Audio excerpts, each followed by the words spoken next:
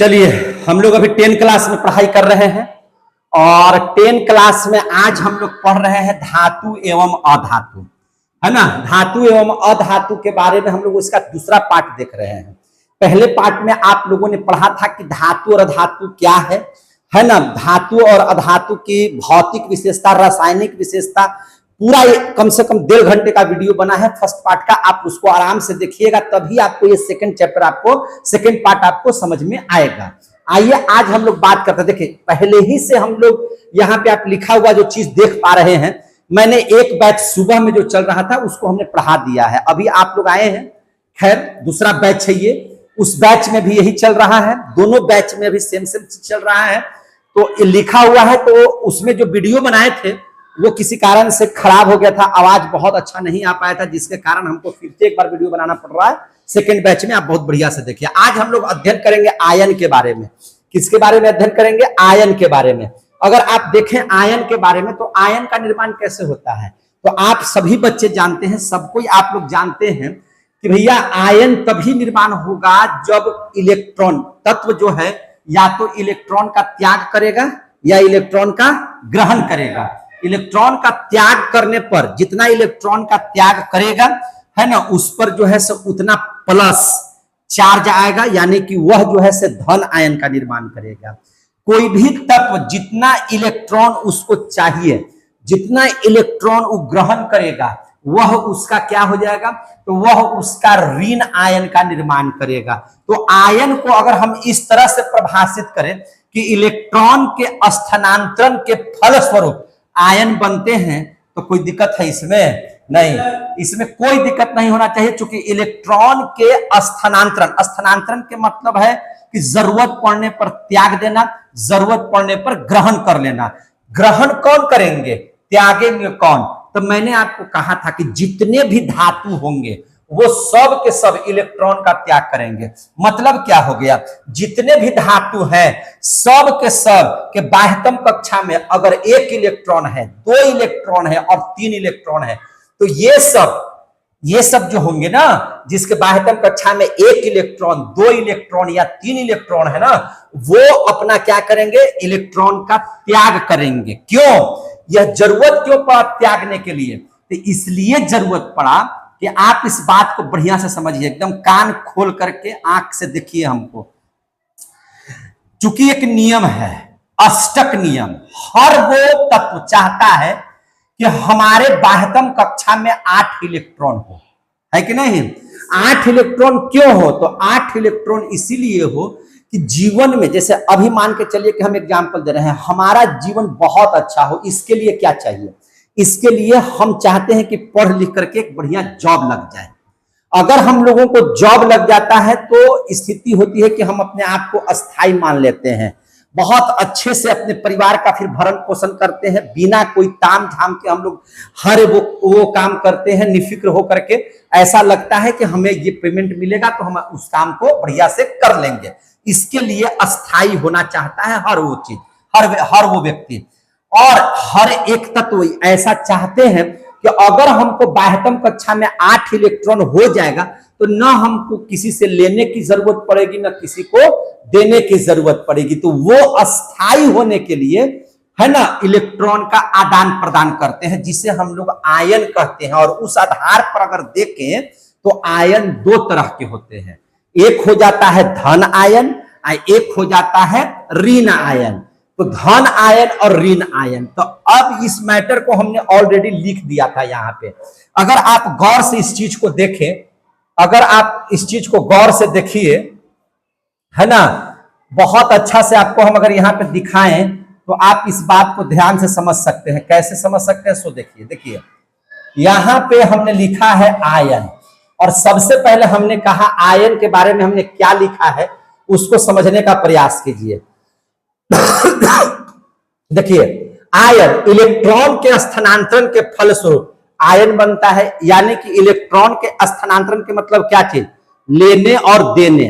कुछ जो तत्व होंगे, 118 तत्व आपने पढ़ा है, 118 में आपने पढ़ा है कि 92 जो तत्व है वो धातु है, 20 जो तत्व है वो अधातु है, और 6 तत्व है जो क्या है, उपधातु है। और हमने ये भी बात कहा है कि जिसके बाह्यतम कक्षा में 1 इलेक्ट्रॉन, 2 इलेक्ट्रॉन या 3 इलेक्ट्रॉन है, ये सब के सब धातु होंगे। अष्टक पूरा करने के लिए ये सब अपने आप को, इलेक्ट्रॉन को त्यागेंगे, है ना, वो क्या करेंगे, त्याग देंगे। लेकिन वहीं पर अधातु जो होगा ना, उसके बाह्यतम कक्षा में 4 इलेक्ट्रॉन, 5 इलेक्ट्रॉन, 6 इलेक्ट्रॉन, 7 इलेक्ट्रॉन और 8 इलेक्ट्रॉन होंगे। और जिनके भी बाह्यतम कक्षा में 4, 5, 6, 7, 8 इलेक्ट्रॉन होंगे, वो सबके सब अधातु होंगे। और उन्हीं में जिनके बाह्यतम कक्षा में 4 इलेक्ट्रॉन होंगे कुछ के, तो उनको हम लोग उनके गुण के आधार पर उनको उपधातु में रखेंगे, है ना, जो हमने फर्स्ट वीडियो में आपको पढ़ा दिया है कि कौन कौन से उपधातु हैं। तो उसी में हम लोग देखेंगे यहाँ पे। तो इलेक्ट्रॉन के स्थानांतरण के फलस्वरूप जब आयन बनता है, तो यहां पर हमने लिखा कि आयन को 2 भाग में बांटेंगे, एक धन आयन और एक ऋण आयन, एक धन आयन और एक ठो ऋण आयन, 2 हम लोग भागों में इसको बांट दिए। अब धनायन की अगर हम चर्चा करें तो धनायन मतलब क्या, कट नहीं रहा है, धनायन के मतलब क्या कि इलेक्ट्रॉन के दान के फलस्वरूप, इलेक्ट्रॉन के दान के फलस्वरूप जो आयन बनता है उसे धनायन कहेंगे। जैसे दान देने का मतलब क्या, त्यागना। जैसे आप एक एग्जांपल के तौर पर ले लीजिए, जैसे सोडियम, सोडियम की परमाणु संख्या कितनी होती है भाई, 11। सोडियम की परमाणु संख्या कितनी होती है, 11। अगर हम वही चर्चा भी कर रहे थे, देखिए ध्यान से, कि धनायन जो होता है, जो इलेक्ट्रॉन के दान के फलस्वरूप जो आयन बनता है उसे धनायन कहते हैं, इलेक्ट्रॉन के दान के फलस्वरूप। अब इस बात को समझने का प्रयास कीजिएगा, इलेक्ट्रॉन के दान के फलस्वरूप का मतलब क्या हो गया, इस बात को समझिए ध्यान से। देखिए जैसे सोडियम है, तो सोडियम का कितना है परमाणु संख्या, 11 बोले तो इसके पहली कक्षा में 2 इलेक्ट्रॉन होंगे, दूसरी कक्षा में 8 इलेक्ट्रॉन होंगे और तीसरी कक्षा में 1 इलेक्ट्रॉन होंगे। अब आप देखिए इसको गौर से, इसके बाहरी कक्षा में कितना इलेक्ट्रॉन है, तो 1। तो अगर बाहरी कक्षा में 1 इलेक्ट्रॉन है तो अभी यह अस्थाई नहीं है, यह क्या हो गया, अस्थाई। यह क्या हो गया, अस्थाई। और जब अस्थाई है तो ये चाहेगा ना कि हम अस्थाई हो जाए, और अस्थाई होने के लिए वही अष्टक नियम, इसके बाह्यतम कक्षा में 1 के जगह पर 8 होना चाहिए। तो 8 कब हो सकता है, ध्यान लगाइए आप, या तो इसको कहीं से 7 मिल जाए, या तो कहीं से इसको 7 मिल जाए, और नहीं तो यह इस 1 को हटा दे। अगर ये 1 न रहेगा तब तो इसके अंतिम कक्षा में 8 हो जाएगा ना। आप खुद बुद्धिजीवी हैं, समझिए इस मैटर को। अब होता भी यही है, 7 लाना बहुत मुश्किल है, 1 को हटा देना बहुत आसान है। तो ये क्या करता है, पूर्ण रूपे न, बिना कोई हिचकिचाहट के, हेजिटेशन के, वह 1 को हटा देता है। और जैसे ही, चूंकि 1 को हटाने का मतलब क्या है कि इसने इलेक्ट्रॉन का दान दे दिया, क्या कर दिया, दान दे दिया, इलेक्ट्रॉन कोई दान दे दिया, अब इसकी जरूरत नहीं है, और इस 1 को हटाया। जैसे ही यह 1 को हटाएगा, यानी कि इसका मतलब हो गया कि इसके पास धन है तब न दिया किसी को, तो 1 इलेक्ट्रॉन को दान दिया, मतलब इसके माथे पर 1 प्लस चार्ज आ जाएगा। और जैसे ही इसके माथे पर 1 प्लस चार्ज आ जाएगा, मतलब अब इसके पास 11 जो परमाणु संख्या जो लिखे थे, यानी कि 11 इलेक्ट्रॉन जो लिखे थे, वह इलेक्ट्रॉन अब इसके पास 11 नहीं रहे, क्योंकि 1 इसमें से दे दिया। अब इसके पास इलेक्ट्रॉन की संख्या कितनी हो गई, 10। Na ऊपर में 1 प्लस का मतलब है कि 11 इलेक्ट्रॉन था, लेकिन इसने 1 इलेक्ट्रॉन का दान दे दिया। अब इसके पास है कितना, 10, इसीलिए इसके माथे पर लग गया प्लस। और इसका अब देखिए इलेक्ट्रॉनिक विन्यास क्या हो गया, तो 2 8 और 1 को दे दिया, तो 1 हट गया, तो अब इसके बाह्यतम कक्षा में कितना इलेक्ट्रॉन हो गया, 8। अब ये हो गया अस्थाई। तो प्रत्येक तत्व चाहता है कि हम अपना अस्थायित्व को निर्माण करें, अस्थायित्व का, है ना, गठन करें। और इसके लिए वह या तो 1 इलेक्ट्रॉन का त्याग करेगा, 2 इलेक्ट्रॉन का त्याग करेगा, या 3 इलेक्ट्रॉन का त्याग करेगा, या हो सकता है कि फिर 1 इलेक्ट्रॉन ले लेगा, 2 इलेक्ट्रॉन ले लेगा, या 3 इलेक्ट्रॉन लेगा, या 4 इलेक्ट्रॉन लेगा या देगा। एक कंडीशन होता है, और इस आधार पर हमने लिखा था कि इलेक्ट्रॉन के दान के फलस्वरूप जो आयन बनता है उसे क्या कहेंगे, धनायन। इसने दान दे दिया, इसलिए दान के फलस्वरूप एक आयन का निर्माण हुआ, इसलिए इसको हम लोग क्या कहें, धनायन। तो जितने भी धातु होंगे लगभग सब के सब धातु क्या हो जाएंगे, धन आयन। इसलिए धन आयन में हम क्या लिख दिए, धातु। धातु का मतलब होगा कि सब के सब धातु क्या होते हैं, धन आयन होते हैं। क्लियर हो गए? चलिए आगे देख लीजिए। अब यहां पे समझ लीजिए, ऋण आयन को समझ लीजिए बहुत ध्यान से। तो ऋण आयन में क्या होगा कि इलेक्ट्रॉन के ग्रहण करने के फलस्वरूप, देखिए यहां पे लिखे हैं ग्रहण, यहां देखिए दान। तो अगर आप किसी से ले रहे हैं, जैसे भीख दे रहा है, भीख ले रहा है, तो जो लेगा इलेक्ट्रॉन के ग्रहण के फलस्वरूप, मैंने जो लिया ये लेने वाला है, और जितना लेगा उसके माथे पर उतना माइनस का चार्ज लेगा। जैसे आप ही किसी से पैसा लेते हैं, तो आप कर्जा लेते हैं, तो कर्जा के मतलब कि आप माइनस में चले जा रहे हैं, तो आपके ऊपर माइनस का चार्ज लग जाएगा। उसी प्रकार से इलेक्ट्रॉन के ग्रहण के फलस्वरूप जो आयन बनते हैं उसे हम लोग क्या कहेंगे, ऋण आयन कहते हैं। क्या कहते हैं, ऋण आयन। अब जैसे क्लोरीन का है, देखिए क्लोरीन का कितना है, 17, परमाणु संख्या 17 है, मतलब इलेक्ट्रॉन भी उसमें कितना होगा, 17 होगा, क्योंकि परमाणु संख्या बराबर प्रोटॉन की संख्या, और प्रोटॉन संख्या बराबर इलेक्ट्रॉन की संख्या, ये तो बराबर होता है, आप जानते ही हैं। जेड बराबर पी बराबर, जेड क्या है, परमाणु संख्या, पी क्या है, प्रोटॉन की संख्या, ई क्या है, इलेक्ट्रॉन की संख्या। तो प्रोटॉन और इलेक्ट्रॉन क्या करते हैं, प्रोटॉन कहां रहता है, नाभिक में। नाभिक में दो चीज रहता है, एक तो प्रोटॉन रहता है, एक तो न्यूट्रॉन रहता है। जैसे यहाँ पे क्या है, यहाँ पे प्रोटॉन भी है और न्यूट्रॉन भी है। प्रोटॉन और न्यूट्रॉन कहां रहते हैं, तो नाभिक में रहते हैं, सबको को पता है। और इलेक्ट्रॉन इस कक्षा में चक्कर लगाते रहते हैं। तो होता क्या है, काहे चक्कर लगाता है, तो इसके भी बारे में समझ लीजिए कि चूंकि प्रोटॉन अपनी ताकत लगा के खींच रहा है और इलेक्ट्रॉन अपनी ताकत लगा के खींच रहा है, हम इधर में ताकत, उधर में ताकत, बस घूमना क्या हो गया, स्टार्ट। घूमना क्या हो गया, स्टार्ट। और इस प्रकार से कह सकते हैं कि इलेक्ट्रॉन कक्षा के चारों ओर चक्कर लगा रहे हैं, एनर्जी बना रहे हैं। यही प्रक्रिया होती है, समझिए ध्यान से, इसी को कहते हैं पढ़ाना। अब यह समझिए ध्यान से, इलेक्ट्रॉन ग्रहण जब किया कैसे करेगा, तो देखिए क्लोरीन का है 17, तो 17 का मतलब हो गया कि पहली कक्षा में 2, दूसरी कक्षा में 8 और तीसरी कक्षा में 7। आपको अस्थाई होने के लिए कितना चाहिए, 8 है, कितना 7, तो 7 है, तो क्या हो गया, अस्थाई। क्या हो गया, अस्थाई। अभी चाहेगा कि अस्थाई बने, अस्थाई बनने के लिए इसके पास 2 विकल्प है। इसके पास कितने विकल्प है, 2। या तो 7 को हटा दे तो बच जाएगा बारहवीं कक्षा में 8, और नहीं तो एगो कहीं से जुगाड़ कर ले।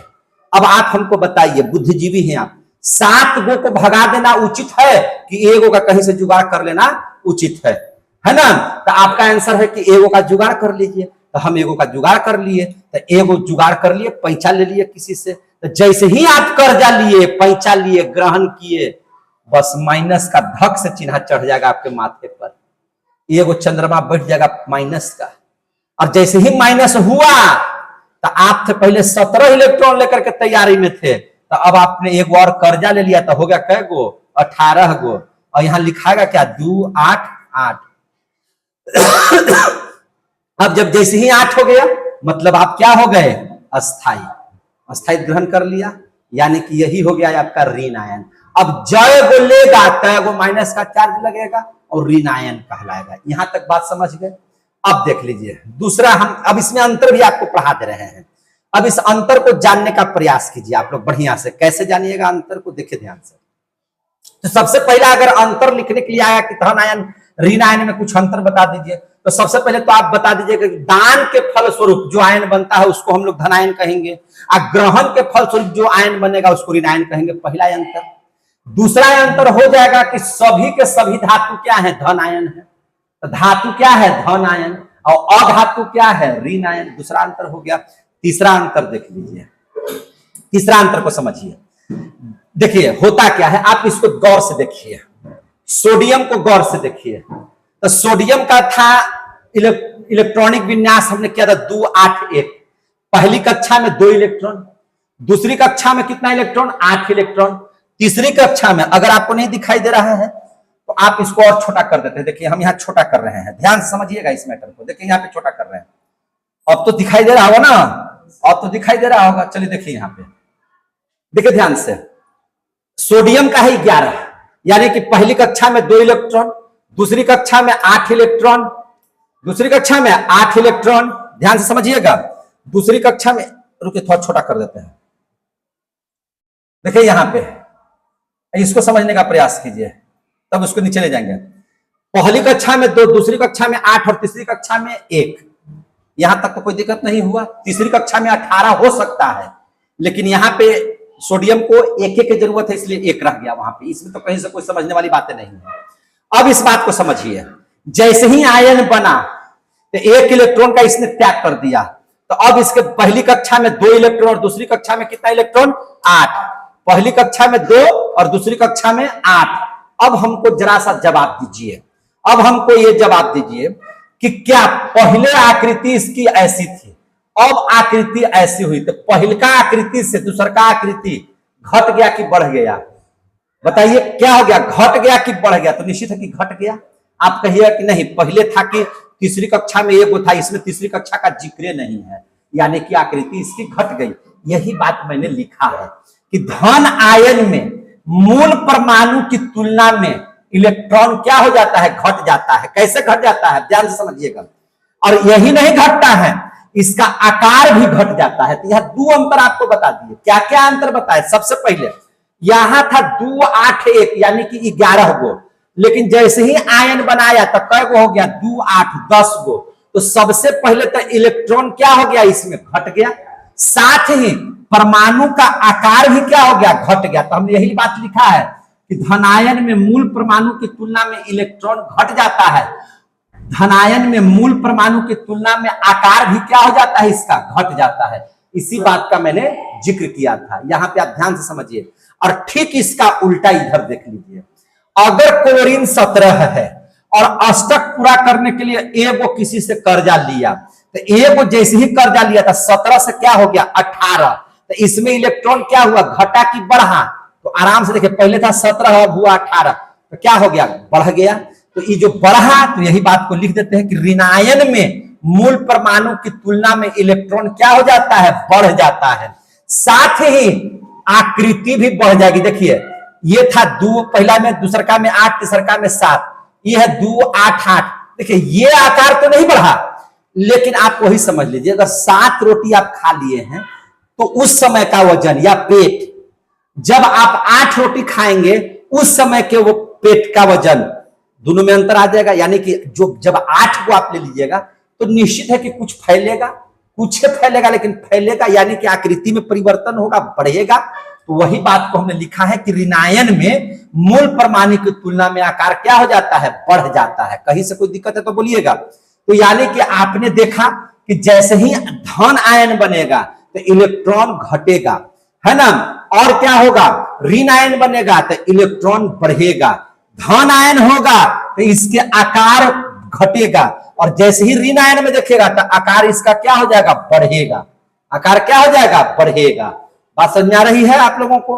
अब कुछ समानताएं हैं, उन समानताओं को समझने का प्रयास कीजिए। कैसे? देखिए, आप बताइए, इलेक्ट्रॉन ना इधर से उधर हो रहा है। जैसे धन आयन है तो इलेक्ट्रॉन का त्याग हुआ, ऋण आयन है तो इलेक्ट्रॉन का ग्रहण हुआ। क्या इसमें प्रोटॉन की संख्या पर कोई फर्क पड़ता है? क्या इसमें परमाणु संख्या पर कोई फर्क पड़ रहा है? नहीं। कैसे? देखिए, समानता में देखिए, परमाणु संख्या और प्रोटॉन की संख्या में कोई परिवर्तन नहीं होता है, सिर्फ इलेक्ट्रॉन में परिवर्तन होता है। आयन बनेगा तो आयन बनने से न्यूट्रॉन करें, परमाणु संख्या पर और प्रोटॉन पर कोई प्रभाव नहीं पड़ता है। कैसे? देखिए, जैसे देखिए, सोडियम की जो परमाणु संख्या 11 है, तो परमाणु संख्या प्रोटॉन की संख्या या इलेक्ट्रॉन की संख्या कितनी होगी? 11। सीधी सी बात है। अब ध्यान से समझिए, जैसे ही यह आयन बनेगा तो आयन बनेगा तो परमाणु संख्या 11 का 11 रहेगा, प्रोटॉन की संख्या 11 का 11 रहेगा, लेकिन इलेक्ट्रॉन की संख्या था पहले 11, लेकिन अब 11 रहेगा नहीं, क्योंकि आपने एक दान दे दिया, इसलिए आपके पास इलेक्ट्रॉन की संख्या कितनी हो जाएगी? 10। इलेक्ट्रॉन की संख्या यहां देखिए ना भाई, इलेक्ट्रॉन की संख्या कितनी हो जाएगी? 10। अभी इसके पहले कितना था? 11। इलेक्ट्रॉन की संख्या में परिवर्तन हो जाएगा, लेकिन परमाणु संख्या और प्रोटॉन की संख्या में कोई परिवर्तन नहीं होगा। एक और उदाहरण समझिए ना आप लोग। कैसे? अब यहां पे जरा सा मिला लीजिए, बहुत ध्यान से इसको देखिएगा, बहुत ध्यान से देखिए। देखिए, यहां पे हम पढ़ा रहे हैं, उसको ध्यान से देखिएगा। एक और उदाहरण से आपको समझा दे रहे हैं। क्लोरीन का परमाणु संख्या 17, मतलब इलेक्ट्रॉन की संख्या भी कितना होगा 17, प्रोटॉन की संख्या भी कितना होगा 17। अब ये अपना अष्टक पूरा करने के लिए एगो ले लिया, तो एगो इलेक्ट्रॉन न लिया, तो इलेक्ट्रॉन तो देखिए तो 17 से कितना हो गया 18, लेकिन परमाणु संख्या क्या इसका 18 हो जाएगा? 18 में आर्गन है, 18 कैसे हो जाएगा? 18 है, इसका नहीं होगा। क्लोरीन की परमाणु संख्या 17 ही रहेगी, 17 रहेगा तो प्रोटॉन की संख्या भी कितनी हो जाएगी 17। तो इसका मतलब हुआ कि धनायन बने या ऋणायन बने, परमाणु संख्या या प्रोटॉन की संख्या में कोई फर्क नहीं पड़ता है। फर्क किस पर पड़ता है? इलेक्ट्रॉन की संख्या में। क्लियर हो गए? चलिए, अगर ये टॉपिक क्लियर हो गया तो हम आगे बढ़ते हैं। आगे ध्यान से समझिएगा। अब इस आधार पर बहुत बढ़िया से समझिए। मैंने पहले ही कहा कि एक बैच को हम पढ़ा दिए हैं, इसलिए ऑलरेडी लिखा हुआ था, तो हम चाह रहे थे कि इसी पर हम आपको पढ़ा दे। उस पर भी वीडियो बनाए थे, लेकिन आवाज खराब हो गई थी, जिसकी वजह से हम दूसरा वीडियो बना रहे हैं। अब देख लीजिए जरा सा, यहां पे इस बात को अगर समझना चाहते हैं बहुत बढ़िया से, तो हम आपको समझा रहे हैं। क्या समझा रहे हैं? उस बात को समझने का प्रयास कीजिए। देखिए ध्यान से, आखिर कोई तत्व इलेक्ट्रॉन का त्याग क्यों कर रहा है, या कोई तत्व इलेक्ट्रॉन का ग्रहण क्यों कर रहा है? यौगिक निर्माण करने के लिए। इसलिए यौगिक निर्माण करने के लिए, यौगिकों का निर्माण कैसे होता है? तो दो या दो से अधिक तत्व आपस में एक निश्चित अनुपात में मिल करके यौगिक का निर्माण करते हैं। हम लोग जानते हैं यौगिक में भी क्या होते हैं? तत्व रहते हैं। एक पॉजिटिव तत्व होता है। कौन सा तत्व होता है? एक ऐसा तत्व होता है जो इलेक्ट्रॉन का त्याग करेगा, और एक ऐसा भी तत्व उसमें रहता है जो इलेक्ट्रॉन का ग्रहण करेगा। यानी कि हम लोग बात करेंगे तो एक धातु भी और एक अधातु भी मिलकर के यौगिक का निर्माण करेगा। तो क्या सर धातु और अधातु ही मिलकर के यौगिक का निर्माण करते हैं? नहीं, अधातु और अधातु भी मिलकर के यौगिक का निर्माण करते हैं। धातु और अधातु मिलकर के भी यौगिक का निर्माण करते हैं। सर धातु और धातु मिलकर के यौगिक का निर्माण नहीं करते हैं, और ये होता है एक बंधन के द्वारा। कैसे बंधन? आप देखिएगा, बहन जब आपकी कलाई पर राखी बांधती है रक्षा बंधन में, जब आप क्या देखते हैं, जब बहन कलाई पर आपका राखी बांधेगा तो उसको रक्षा बंधन कहते हैं। जब जो है पति पत्नी जो है बंधन में आते हैं तो उसको गठबंधन कहते हैं। जब राजनीतिक पार्टी बंधन करती है तो उसको राजनीतिक गठबंधन कहते हैं। और जब रसायन में दो या दो से अधिक तत्व आपस में बंधन करते हैं तो उसको क्या कहते हैं? रासायनिक बंधन। क्या बोलते हैं? जोर से बोलिए, रासायनिक बंधन। रासायनिक बंधन जरा हम लोग पढ़ लेते हैं। तो रासायनिक बंधन में क्या होता है? वैसा रासायनिक बल, एक बल कार्य करता है। क्या कार्य करता है? एक बल। कौन सा बल? तो रासायनिक बल, जो अणु में परमाणुओं को आपस में बांध कर रखता है। देखिए यहां पर परिभाषा पढ़िए ध्यान से। वैसा रासायनिक बल जो अणु में परमाणुओं को, चूंकि देखिए आप ऑक्सीजन एक संकेत है, वह एक परमाणु है। तत्वों के सबसे छोटा स्वरूप को परमाणु कहते हैं, और यौगिकों के सबसे छोटे रूप को अणु कहते हैं। पढ़ाए हैं कि नहीं अणु और परमाणु में? तो आप इस ध्यान से समझिएगा। ऑक्सीजन, इसका कोई वैल्यू नहीं है मेरे भाई, ऐसे लिख दिए, कोई वैल्यू नहीं है। ऑक्सीजन का मतलब O2 होना चाहिए। O2 का मतलब क्या हो गया? ऑक्सीजन एक परमाणु है और इसमें एक और ऑक्सीजन परमाणु हो गया। ये दोनों मिलकर के क्या बना दिए? एक अणु का निर्माण कर दिए, O2 का। आ गया समझ में? अब यही वैसा रासायनिक बल जो अणु में परमाणुओं को आपस में बांध कर रखता है, दोनों को बांध दिया, एक बंधन का निर्माण हुआ। इसी बंधन को हम लोग क्या कहते हैं? रासायनिक बंधन। क्लियर हो गया? आगे देखिए, बंधन कितना प्रकार का? रासायनिक बंधन कितना प्रकार का? 2 प्रकार का, याद रखिएगा। ऐसे तो बंधन बहुत सारे प्रकार के होते हैं, लेकिन ध्यान से समझिएगा। रासायनिक बंधन कितने प्रकार के? 2 प्रकार के। कौन कौन? तो एक हो गया आयनिक बंधन। आयनिक क्यों? अभी तो पढ़े आप लोग आयन ना। आयन में आपने देखा ना कि सोडियम जो है से त्यागा, क्लोरीन जो है से लिया, दोनों आपस में एक यहाँ पे इसको त्यागने की जरूरत है, एक को लेने की जरूरत है, तो एक त्यागा एक लिया, दोनों बना दिया NaCl, तो एक बंधन में आया ना। तो ये बंधन किसका बंधन था? आयन का। तो एक को कहेंगे आयनिक बंधन। क्या कहेंगे? आयनिक बंधन। और आयनिक बंधन को बोलते हैं वैद्युत संयोजक बंधन। याद रहेगा। तो आप रासायनिक बंधन को कितना भाग में बांटिएगा? 2 भाग में। एक को कहेंगे आयनिक बंधन या वैद्युत संयोजक बंधन, और दूसरे को कहेंगे सहसंयोजक बंधन। क्या बोलेंगे? सहसंयोजक बंधन। सहसंयोजक बंधन का मतलब क्या हो गया? दोनों को हम आपको स्पष्ट तरीके से बता रहे हैं और पढ़ा रहे हैं, सिर्फ ध्यान से समझिए। बहुत आसान है और बहुत अच्छे से हम समझा देंगे, इस बात की गारंटी हम आपको दे रहे हैं। एक बैच को समझाए थे, है ना, बहुत आसानी से उन लोगों ने समझ लिया। हमको पूरा भरोसा है कि आप लोग भी समझ लीजिएगा। देखिए ध्यान से, कहीं से कट नहीं रहा है, चलिए ध्यान से देखिएगा। हमने कहा कि आयनिक बंधन और सहसंयोजक बंधन, रासायनिक बंधन 2 प्रकार का।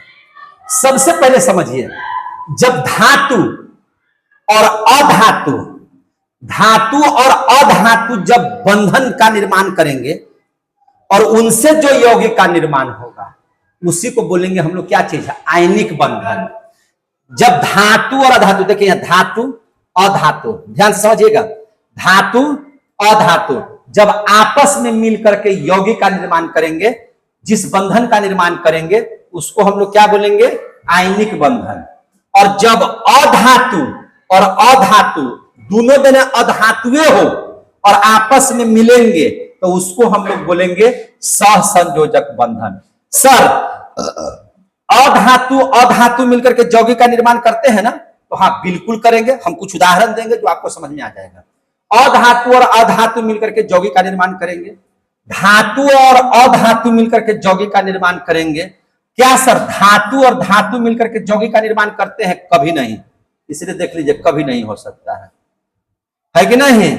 कभी भी Na+Mg नहीं, आप देखिएगा, है ना, चूंकि Na धातु है और Mg भी धातु है, दोनों आपस में रिएक्शन नहीं कर पाएंगे। तो धातु और धातु कभी भी रिएक्शन नहीं करते हैं, इस बात को ध्यान में रखिएगा। तो रासायनिक बंधन कितना तरह के मेरे भाई? 2। एक को कहेंगे आयनिक बंधन या इसी को कहते हैं वैद्युत संयोजक बंधन, और दूसरा को कहेंगे सहसंयोजक बंधन।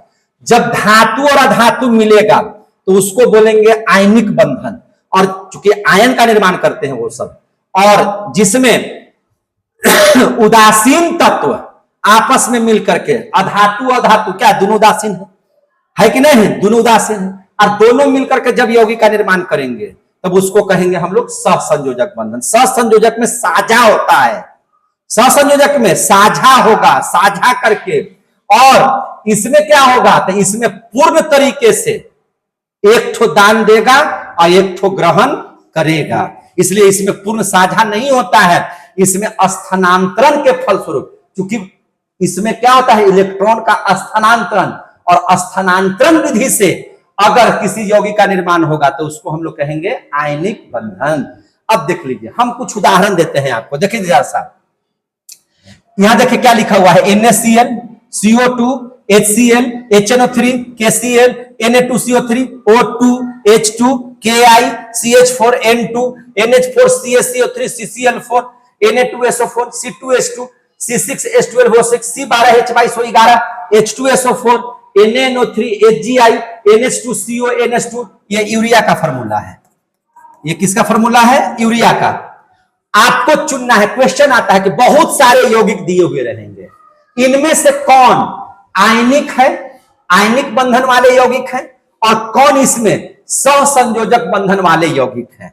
बहुत आसान तरीका है, आपको धातु को देखना है। अगर धातु जिसमें मिल जाए, जिसमें धातु उपलब्ध है, वह आयनिक बंधन, और जिसमें अधातु है वह क्या हो जाएगा? सहसंयोजक। दोनों के दोनों अगर आपको अधातु नजर आ रहे हैं तो आपका सहसंयोजक बंधन हो जाएगा, लेकिन गलती से आपको धातु नजर आ जाए तो वह आयनिक ही बंधन होगा, इस बात की गारंटी है। अब देख लीजिए यहां पे, चलिए आपको हम बता रहे हैं, ध्यान से समझिएगा। यहां NaCl है, तो Na क्या है? धातु मिल गया। Na क्या है? धातु है, तो धातु है तो इसको बोलेंगे आयनिक बंधन। CO2, C भी आपका क्या हो गया? C आपका क्या हो गया? C अधातु O भी ऑक्साइड भी है धातु, तो ये क्या हो गया सहसंयोजक बंधन। H क्या है अधातु, Cl क्या है अधातु सहसंयोजक बंधन, H क्या है अधातु, NO3 क्या है अधातु सहसंयोजक बंधन। अब यही जो पढ़ी देख रहे हैं K क्या है धातु, पोटेशियम क्या है धातु, 92 को धातु है, पढ़ाए हैं आपको। तो K क्या हो गया धातु, जैसे ही धातु मिला आयनिक बंधन लिख दीजिए, धातु दिखाई दे आयनिक बंधन। अब देख लीजिए Na भैया कुछ नहीं आयनिक बंधन है, समझ में आ रही है बात, ये आयनिक बंधन है। अब देखिए ऑक्सीजन ऑक्साइड, ऑक्साइड का निर्माण 2 ऑक्सीजन से हुआ ना जी, ऑक्सीजन क्या है अधातु है, जितने भी गैसें होते हैं अधातु होते हैं, तो अधातु है तो सहसंयोजक बंधन। H2 क्या है हाइड्रोजन क्या है, नहीं बताया था कि 92 को है और उसमें घुसा हुआ है वो हमारा तत्व हाइड्रोजन, इसको रहना चाहिए था अधातु देने, लेकिन कहता कि नहीं हम रहेंगे धातु देने, हम भले हैं अधातु, है कि नहीं। अब देखिए यहाँ पे तो अधातु तो सहसंयोजक बंधन, लेकिन यही देख लीजिए पोटेशियम, तो पोटेशियम भैया धातु है, आंख मूंद करके लिखे आयनिक बंधन, कोई जबरदस्ती नहीं, जहां धातु दिखाई दे आयनिक बंधन। समझ में आ रही है बात, एकदम भयंकर ट्रिक हम आपको बता रहे हैं। जहां देखिए धातु सीधे बोलिए आयनिक बंधन, क्या बोलिएगा आयनिक बंधन। अब देख लीजिए CH4 तो कार्बन भी आपका क्या हो गया अधातु, हाइड्रोजन अधातु सहसंयोजक बंधन। N2 नाइट्रोजन गैस है भैया अधातु है सहसंयोजक बंधन है। अब यहां देख लीजिए NH4 N से नाइट्रोजन H से हाइड्रोजन, दोनों के दोनों अधातु सहसंयोजक बंधन, देखा है ना। अब देख लीजिए कैल्शियम, देख लीजिए धातु आ गया, जैसे ही कैल्शियम देखे धातु है भैया आयनिक बंधन है। हाँ उसके बाद देखिए CCl4 कार्बन भी अधातु, Cl4 भी अधातु, अधातु है तो यह सहसंयोजक बंधन, इसलिए स लिख रहे हैं, आ से आयनिक बंधन, स से सहसंयोजक बंधन शॉर्ट में। अब देख लीजिए Na2SO4 भैया Na हमको दिखाई दिया धातु है ना, धातु है तो आयनिक बंधन। C2H2 कार्बन भी अधातु, हाइड्रोजन भी अधातु सहसंयोजक बंधन। कार्बन हाइड्रोजन ऑक्सीजन सब अधातु सहसंयोजक बंधन, कार्बन हाइड्रोजन ऑक्सीजन सहसंयोजक बंधन। H अधातु SO4 अधातु क्या हो गया सहसंयोजक बंधन। Na आयनिक बंधन, Na माने धातु आयनिक बंधन। Hg आयनिक बंधन, बस सोना चांदी लोहा ये सब कौन है धातु है, धातु हो गया तो आयनिक बंधन। अब देखिए NH2 N से नाइट्रोजन हाइड्रोजन कार्बन ऑक्सीजन सब अधातु, इसलिए क्या हो जाएगा सहसंयोजक बंधन। समझ में आ गया होगा बात, अगर आपको समझ में आ गया होगा तो बहुत अच्छा, नहीं समझ में आया होगा तो एक बार और वीडियो देख लीजिएगा, बढ़िया से समझ में आ जाएगा। तो धातु धातु में NaCl KCl सब जितना है इसको लिख दीजिए, वही लिखा भी है हमने, आ गया समझ में। आज जितना इसमें घेरे नहीं है सब के सब क्या हो जाएगा अधातु अधातु के बीच। अब समझ में आया ना कि अधातु और अधातु मिलकर के यौगिक का निर्माण करते हैं कि नहीं करते हैं, तो आप लोग समझ रहे हैं बहुत अच्छे से, इसके लिए बहुत बहुत धन्यवाद। अब हमने क्या किया, इसी चीज को परिभाषा में परिणत कर दिया, इसमें परिणत कर दिया परिभाषा में, कैसे देखिए वैसा बंधन जो इलेक्ट्रॉन के पूर्ण स्थानांतरण का मतलब क्या है समझिए मेरी बात को। सोडियम एक इलेक्ट्रॉन का त्याग किया, त्याग करने के बाद लेता नहीं है, जब त्याग कर दिया तो कर दिया, कर दिया तो कर दिया। क्लोरीन ले लिया तो ले लिया, क्लोरीन भिखमंगा है तो है, सोडियम दानी है तो है, ले लिया तो ले लिया। और लेने की स्थिति में क्या हो गया, एक ठो ले लिया एक ठो दे दिया, इसमें अदलाव बदलाव नहीं होता, यानी कि उसी को कहते हैं पूर्ण स्थानांतरण। तो पूर्ण स्थानांतरण के फलस्वरूप जो बंधन बनता है उसी को क्या कहते हैं आयनिक बंधन या वैद्युत संयोजक बंधन। वैद्युत संयोजक क्यों कहे सो समझिए ध्यान से। वैद्युत संयोजक इसलिए कहा जाता है क्योंकि उसमें विद्युत के द्वारा है ना करंट प्रवाहित करके है ना उसका यौगिक का निर्माण किया जाता है। कैसे, जैसे देखिए सोडियम का 11 को है ना, तो कितना हो गया 2 8 1, इसका इलेक्ट्रॉनिक विन्यास करेंगे तो 2 8 1, तो एगो इलेक्ट्रॉन का दान दिया, तो देखिए दान लिखा हुआ है और बना गया क्या चीज Na+। जैसे ही एगो दान देगा तो प्लस, क्लोरीन के 17 है तो 2 8 7, तो लेगा ना, तो हाँ ले लिया, तो Cl पर माइनस चार्ज हो गया। अब देखिए Na दानी तो Na+, क्लोरीन भिखमंगा तो क्लोरीन भिखमंगा, यहां दे दिए माइनस चार्ज। दोनों को विद्युत प्रवाहित करके है ना करंट प्रवाहित कर करके इन लोगों का अभिक्रिया कराया था, क्या बन गया नमक NaCl, इसीलिए इसको कहा जाता है वैद्युत संयोजक बंधन। और चूंकि इस पर आयन लगा हुआ है इसलिए इसको कहा जाता है आयनिक बंधन। क्लियर हो गया तो बोलिएगा, क्लियर होगा ना। आगे देख लीजिए, अब इसमें आ जाइए सहसंयोजक बंधन में। तो इसकी भी परिभाषा इसी तरह से लिख देते हैं। इसमें पूर्ण स्थानांतरण हुआ था, लेकिन इसमें स्थानांतरण नहीं होगा, इसमें साझेदारी होगी। साझेदारी कैसे होगी तो देख लीजिए, ध्यान से समझिए। जैसे ऑक्सीजन, ऑक्सीजन को हम लोग क्या लिखते हैं, O2 लिखते कि नहीं लिखते, बोलिए। हाँ, ऑक्सीजन का परमाणु संख्या कितना, 8। ऑक्सीजन का परमाणु संख्या कितना, 8। तो पहली कक्षा में 2 इलेक्ट्रॉन और दूसरी कक्षा में कितना इलेक्ट्रॉन, 6। तो इसके बाह्यतम कक्षा में 6 इलेक्ट्रॉन है। देखिए 1 2 3 4 5 6 है। अब देखिए ऑक्सीजन का 2 तो 2 ऑक्सीजन रखे और दोनों के बाह्यतम कक्षा में 6 इलेक्ट्रॉन है। सजा दिए, कोई दिक्कत तो बोलिए, नहीं है दिक्कत, आगे बढ़ते हैं। अब देखिए ध्यान से, अब ये चाहेगा कि हमको 8 पूरा हो जाए।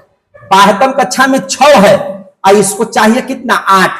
अपने वाला कहेगा कि ये दोनों हमने एक के जात के, तो तू वोट दो हमरा, ले लिया इससे, कै गो वोट, 2 गो। अब कहा कि हम मुखिया में खड़ा है, हमको भी दो, बस इसको ये दे दिया। तो आप देखिए यहां पर दोनों साझा कर लिया, कितना इलेक्ट्रॉन का, 1 2 3 4 इलेक्ट्रॉन का। कितना इलेक्ट्रॉन का, 4 इलेक्ट्रॉन का। 4 इलेक्ट्रॉन बोले तो कितना बंधन, 2 गो। कै गो बंधन, 2 गो।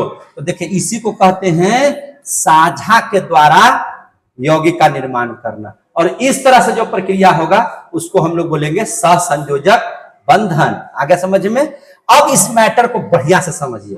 अगर आप सहसंयोजक बंधन से समझ गए तो इसको और बढ़िया से समझिए। कैसे, तो इसको भी हम लोग 3 भाग में बांट करके पढ़ते हैं। कितने भाग में बांट करके पढ़ते हैं, 3 भाग में।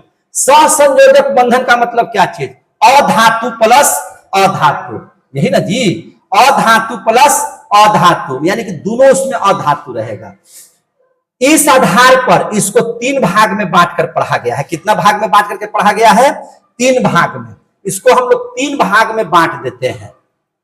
देखिए कैसे कैसे बांटते हैं, तो समझिए ध्यान से। इसको 3 भाग में बांटते हैं। सबसे पहला एकल सहसंयोजक बंधन, क्या नाम है इसका, एकल सहसंयोजक बंधन। दूसरा हो गया द्विसहसंयोजक बंधन और तीसरा हो गया त्रिसहसंयोजक बंधन। मतलब क्या हुआ सो समझिए। जब साझा के दौरान जब 2 तत्व आपस में या 2 से अधिक तत्व आपस में साझा करेंगे और साझा के दरमियान अगर 2 इलेक्ट्रॉन का साझा हुआ, एकक माने इलेक्ट्रॉन इधर से भी 1 इलेक्ट्रॉन इधर से, तो 2 इलेक्ट्रॉन हो गया, यानी 1 जोड़ा इलेक्ट्रॉन का साझा हुआ, तो उसको बोलेंगे एकल संयोजक बंधन। जब 2 जोड़ा का होगा तो 2 जोड़ा का मतलब कितना हो गया, 4 इलेक्ट्रॉन, तो डबल बॉन्ड का निर्माण होगा। और जब 6 इलेक्ट्रॉन यानी कि 3 जोड़ा इलेक्ट्रॉन का साझा होगा तो उसको बोलेंगे त्रिसहसंयोजक बंधन। बस यही 3 तरह का होता है जो ध्यान से आपको देखना है। देखिए ध्यान से, यही बात को हम परिभाषा के तौर पर लिख देते हैं। देखिए यहां पे कैसे लिख देते हैं परिभाषा के तौर पर, उसको समझने की जरूरत है, उसको समझने की जरूरत है। कैसे समझना है सो समझिए। जब एक जोड़ा में कई इलेक्ट्रॉन, 2 इलेक्ट्रॉन, जब एक जोड़ा यानी कि 2 इलेक्ट्रॉन का साझा होगा उसे एकल संयोजक बंधन कहेंगे। उदाहरण समझ लीजिए, जैसे H2 को हमने ले लिया, किसको ले लिया, H2। तो हाइड्रोजन के बाह्यतम कक्षा में कितना इलेक्ट्रॉन, हाइड्रोजन का कितना इलेक्ट्रॉन है, 1। परमाणु संख्या 1 है तो 1 इलेक्ट्रॉन होगा, तो यानी कि इसके बाह्यतम कक्षा में कितना इलेक्ट्रॉन होगा, 1। यहां पे हमने एक नियम बताया था। क्या नियम बताया था कि बाह्यतम कक्षा में 8 इलेक्ट्रॉन होना चाहिए, लेकिन हाइड्रोजन ऐसा तत्व है या और हीलियम ऐसा तत्व है जो कहता है कि हमको 8 गो में पूरा होने की जरूरत नहीं है, हम अस्थाई 2 गो में हो जाएंगे, हमको 8 को देने की जरूरत नहीं है, हम 2 गो में पूरा हो जाएंगे। तो याद रखिएगा कि हाइड्रोजन के बाह्यतम कक्षा में 2 इलेक्ट्रॉन हो जाएगा ना, तो वह उसका अस्थायित्व मतलब वह अस्थाई हो जाएगा। इसलिए ये भटकता है कितने की तलाश में, एगो तो इसके पास एगो रहता ही है ऑलरेडी, वह एगो और चाहता है बस। तो हाइड्रोजन को देखिए, तो हाइड्रोजन के बाह्यतम कक्षा में 1 इलेक्ट्रॉन, यहां पे भी हाइड्रोजन के बाह्यतम कक्षा में 1 इलेक्ट्रॉन। अब ये हाइड्रोजन इससे कह रहा है कि ये यार हमारे पास 1 इलेक्ट्रॉन है, 1 इलेक्ट्रॉन तुम हमको मदद कर देगा तो हमको 2 गो पूरा हो जाएगा। तो कहता है कि ठीक है ले लो, फटाक से ही उठाया ले लिया। अब ये हाइड्रोजन कहता है कि मेरे पास भी तो एक ठो है, तो तुम भी एगो मदद कर दो, ये भी एगो दे दिया। तो अब देखिए यहां पर एक इलेक्ट्रॉन यहां, एक इलेक्ट्रॉन यहां, दोनों के बीच में साझा हुआ तो 2 इलेक्ट्रॉन का साझा हुआ, एक और एक 2। तो इन दोनों के बीच में अगर एगो पाई खींचेंगे तो एक ही को ना बंधन बनेगा। तो इसीलिए यहां लिख देते हैं एक बंधन। यहां देख रहे हैं ना, यहां कितना लिखा हुआ है, एक बंधन। आ गया समझ में? तो इसको कहेंगे कि हाइड्रोजन के बीच कैसा सहसंयोजक बंधन बनता है, तो एकल सहसंयोजन बंधन बनता है। उसी तरह से आप Cl2 को देखिए ध्यान से। Cl2 धातु हो गया सबसे पहले बात। Cl2 बोले तो 2 Cl, और Cl का यहां पे देखिए ध्यान से, Cl को यहां पे ध्यान से देखिए। पहली कक्षा में 2, दूसरी कक्षा में 8, तीसरी कक्षा में 7, यानी कि बाह्यतम कक्षा में 7 इलेक्ट्रॉन। तो 2 2 4 2 6 और 1 7। इक्वल इनको हम ऐसे दर्शा देते हैं स्टार चिन्ह देकर के इलेक्ट्रॉन को, 2 2 4 2 6 और 1 7। चाहिए कैठो इसको 8, तो अपने पड़ोसी से कहेगा कि एगो मदद कर दो, बस फटाक से एगो इसको दे देता है। एगो क्या किया, दे दिया, है कि नहीं? ये भी कहता कि हमको भी एगो मदद कर दो, तो ये भी इसका ले लेता है, और दोनों अपने में देखिए यहां साझा कर लिया। तो यहां जो साझा हुआ है तो 2 इलेक्ट्रॉन का हुआ, दोनों के बीच में एगो पाई भेज दीजिए, तो इसको कहेंगे एकल बंधन। क्या कहेंगे? एकल सहसंयोजक बंधन। आ गया समझ में? अब आ जाइए आगे। अब आप CH4 को ले लीजिए। किसको ले लीजिएगा? CH4 को। तो C कार्बन हो गया, कार्बन का परमाणु संख्या होता है 6, मतलब 6 इलेक्ट्रॉन। तो पहली कक्षा में तो 2 इलेक्ट्रॉन, और दूसरी कक्षा में कितना इलेक्ट्रॉन? 4 इलेक्ट्रॉन। 4 इलेक्ट्रॉन, तो इसको चाहिए कितना? और 4। अब देख लीजिए, हाइड्रोजन को चाहिए 2, अब कार्बन के चारों ओर हाइड्रोजन छितर गया, और हाइड्रोजन अपना इलेक्ट्रॉन 1 1 1 1 प्रदर्शित कर रहा है कि मेरे पास एक गो है। अब कार्बन का 4 गो है, देखिए कार्बन का 4 गो है, तो चारों ओर सजा लिया। अब हाइड्रोजन लुबलुबा रहा है कि कैसे हमको एगो मिल जाना चाहिए, एगो और, एगो तो मेरे पास है, एगो और मिल जाना चाहिए। हाइड्रोजन कहता है कार्बन से, चाचा एगो हमको और दीजिएगा कि नहीं दीजिएगा, डबल में हम पूरा हो जाते हैं। बोला कि ले जाओ, इसको दे दिया। फिर उसी प्रकार से ये भी ले लिया, उसी प्रकार से ये भी ले लिया, उसी प्रकार से ये भी ले लिया। तो इन लोगों का 2 गो पूरा हो गया। अब कार्बन कहा कि 4 गो मेरे पास है, और हाइड्रोजन तोहनियो क्या गो है? 4 गो। तो एक गो तोहनियो हमको दे देगा, तो 4 गो, और 4 गो मेरा क्या गो हो जाएगा? 8 गो। बस धड़ाक से ही बंधन बना लेता है, और ऐसी संरचना का निर्माण होता है। समझ में आ रही है बात? तो ये हो गया एकल सहसंयोजक बंधन। मजा आ रहा है ना? अब देख लीजिए द्विसहसंयोजक बंधन। अब क्या देख लीजिएगा? द्विसहसंयोजक बंधन। जहां पे इधर आप देखें कि एक जोड़ा का आदान प्रदान हुआ, साझा हुआ, यहां पे 4 इलेक्ट्रॉन का, यानी कि 2 जोड़ा का आदान प्रदान होगा, है कि नहीं?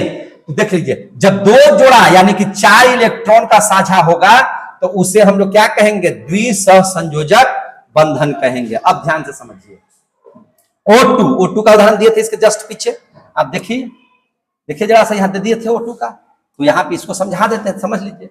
ऑक्सीजन 2 गो, और ऑक्सीजन के बाह्यतम कक्षा में 6 इलेक्ट्रॉन था। क्यों? क्योंकि ऑक्सीजन का परमाणु संख्या 8 है, तो पहली कक्षा में 2 इलेक्ट्रॉन, दूसरी कक्षा में 6 इलेक्ट्रॉन। क्लियर हो गए? आगे देख लीजिए, तो अब 6 को देखे सजा लिया, 1 2 3 4 5 6 बिंदु बिंदु। वाला ऑक्सीजन स्टार में देखे 1 2 3 4 5 6, चाहिए कैठो 8, है कितना? 6। बस धड़ाक से बगल वाले से साझा करेगा कि 2 गो भैया दे दो, तो कहा कि हम तो दे दे रहे हैं, तू हमको 2 गो दे दो, तो ले जा। दोनों एक दूसरे से साझा कर लिया, तो कई इलेक्ट्रॉन का यहाँ साझा हो गया, 1 2 3 4। तो इसके बीच में पाई खींच दीजिए, तो कै गो बंधन बन जाएगा? डबल। यहाँ देखिए डबल बंधन है कि नहीं, बराबर जैसा, तो बंधन का चिन्ह है, तो यहाँ डबल बॉन्ड। आप देख लीजिए कार्बन डाइऑक्साइड को, कार्बन 1 बीच में, ऑक्सीजन दोनों आगे पीछे लगा दिए। अभी तो आप लोग कहे कि ऑक्सीजन का 6, तो 2 2 4 2 6 को सजा लिया। ये भी ऑक्सीजन देखिए 2 2 4 2 6 बूंदा से सजा लिया। अब कार्बन का बाह्यतम कक्षा में 4, तो ये भी 1 2 3 4 सजा लिया। अब ये ऑक्सीजन को चाहिए 8, बस कार्बन से साझा करेगा और इसका 2 गो ले लेगा, तो बस हो गया इसका 8। यहाँ ऑक्सीजन कार्बन से संयोग किया, 2 गो ले लिया, तो कितना बना लिया? 8। अब कार्बन कहा कि 4 मेरे पास, ये ऑक्सीजन तू 2 गो दे दो, ये ऑक्सीजन तू 2 गो दे दो, तो 2 2 4 और 4 को हमारे पास क्या हो गया? 8। बस फटाक से 8 को बना लिया, और आकृति ऐसी बना लिया। देख रहे हैं ना?